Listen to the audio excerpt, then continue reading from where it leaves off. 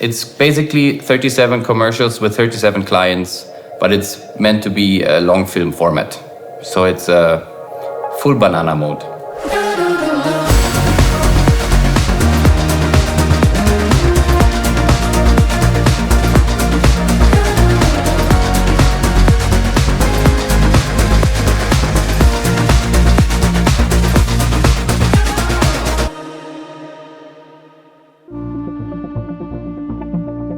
We were invited to pitch on this project by Swiss TV in November, if I remember well. We had like 3 weeks to deliver the concept. And then we got invited to the second phase, which was shooting a pilot within 2 weeks. And then shortly after that, in December, we got a green light for the project. Like there was this big moment, and I remember it forever, I guess, when the call came in that we got the job, and basically the whole office kind of turned nuts because we were so excited. We were so euphoric about like these news. And basically from that second on, we tried to get the team together.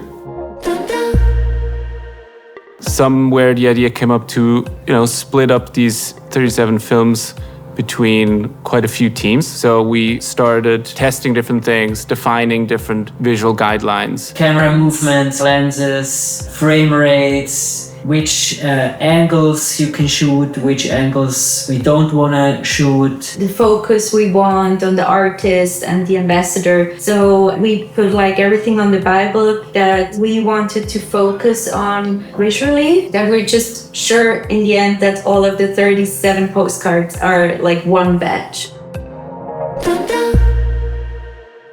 One of the biggest challenges of the project definitely is to bring people from 37 countries to Switzerland, arrange them over the time of like 2.5 months of who comes here, when, who's available at what time, which story do we match them with. We never had like one big pre-production.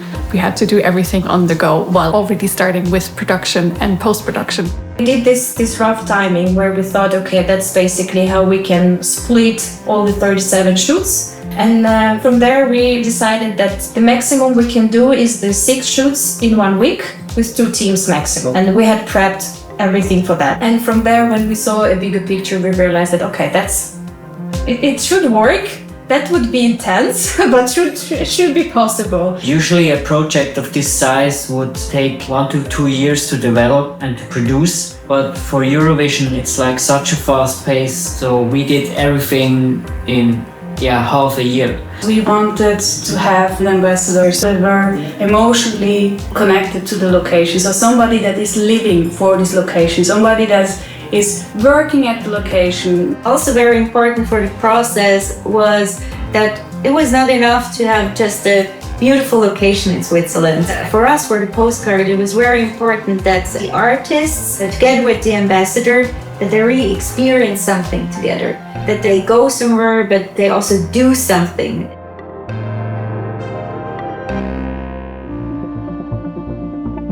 Since the beginning, we were told that we have 10 to 12 days for one illustration. In the end, these 10 to 12 days were more like 4 to 5 days, so it was quite timingly challenging. The initial request was very interesting for us because we were asked to do vintage postcards, and we tried to make them with a modern twist. But now if I look at like where we started and where we ended up, there's a big transition. Like the project evolved. There's like an artist's desire to always, do a bit too much. And for the first few postcards, it was a question of adjusting how much details I could put in that. Also in terms of colors, initially we were going for the colors of the flag of the country, but also it needed to have some natural tones. So it was also about, it was a bit of a struggle to find the proper balance. Some of the postcards have the clear, evident colors of the flag, whereas others are a bit more naturalistic, and then the colors are a bit more subtle in there. To get to the final result of the postcard, there were multiple steps involved. So from multiple rough sketches that had to be approved, to a refined sketch, to a color sketch, and then to the very final refined illustration. So there was quite a lot of man and woman power behind it.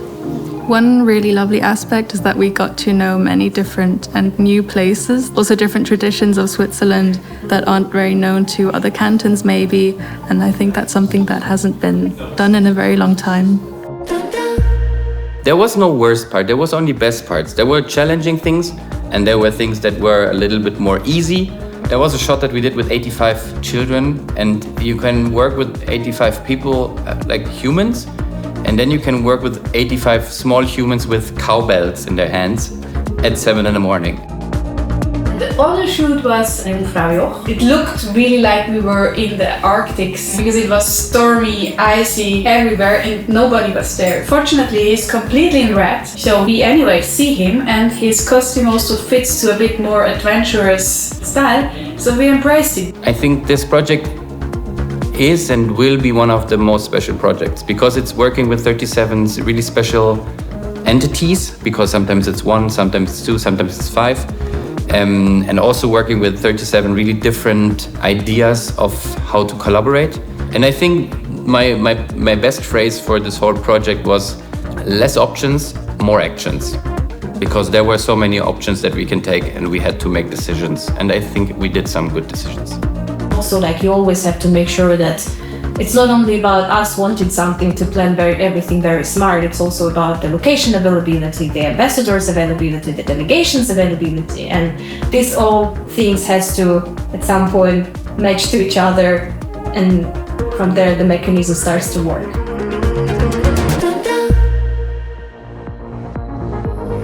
So at first, when I found out that I was going to be coordinating this year's postcards, it was pretty stressful. There was a lot to do. We have 37 films. So you really realize working in post on this project is that when there's a change, you have to always do it 37 times. So the workflow for the postcards has been different teams shoot postcards, sometimes simultaneously. That night, after the shoot is finished, we receive the proxies and we start editing the following morning. Then we send them to VFX, we send them to color, to sound, and it's really a magical experience to see how everything comes together in the end. We wanted to create a unique transition, but it should also be usable over all the different clips. So one challenge was as well to make the postcards look real. We wanted to stay true to the colors, but also give it the feeling of being a physical postcard in the hand of the act. The main goal was that the music shouldn't just sit in the background, it had to support the story without sounding like a classic music video. We first developed, we call it a sound DNA, which enabled us to go in different musical directions.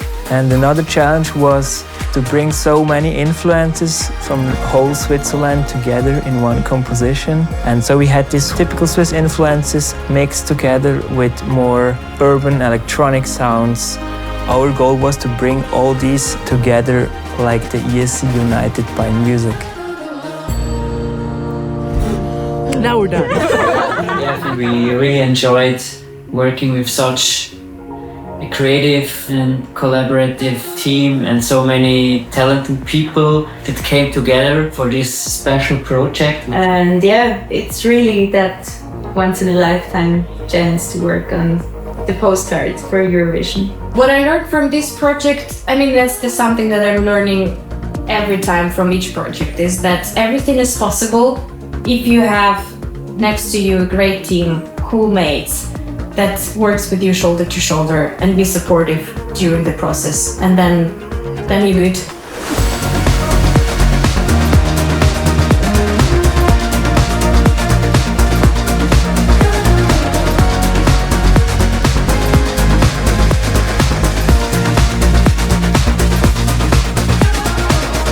And that's a wrap. Woo!